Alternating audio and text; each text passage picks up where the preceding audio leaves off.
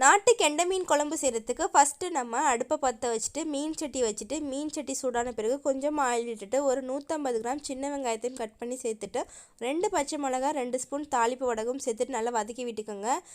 வெங்காயம் நல்லா வதங்கினதுக்கப்புறம் ஒரு 50 கிராம் வெண்டைக்காயும் கட் பண்ணி சேர்த்து நல்லா வதக்கி விட்டுக்கோங்க. வெண்டைக்காய் நல்லா வதங்கினதுக்கப்புறம் 2 பெரிய சைஸ் தக்காளியும் கட் பண்ணி சேர்த்து நல்லா வதக்கி விட்டுக்கோங்க.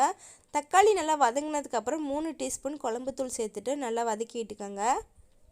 குழம்புத்தூளோட பச்சை வாசனை போகிற அளவுக்கு எண்ணெயிலே வதக்குனதுக்கப்புறம் ஒரு 50 கிராம் புளியை கரைச்சி புளி தண்ணியும் சேர்த்துக்கோங்க. புளி தண்ணி சேர்த்ததுக்கப்புறம் நல்லா கலந்து விட்டுட்டு இப்போ குழம்புக்கு தேவையான அளவு தண்ணியும் சேர்த்துட்டு குழம்புக்கு தேவையான அளவு உப்பும் சேர்த்துட்டு நல்லா கொதிக்க வைங்க. உங்களுக்கு குழம்பு எந்த பக்குவத்துக்கு தேவையோ அந்த அளவுக்கு கொதிக்க வச்சுருங்க. மீன் போட்ட பிறகு குழம்பு நல்லா கொதிஞ்சிச்சுன்னா மீன் உடையிறதுக்கு சான்ஸ் இருக்குது.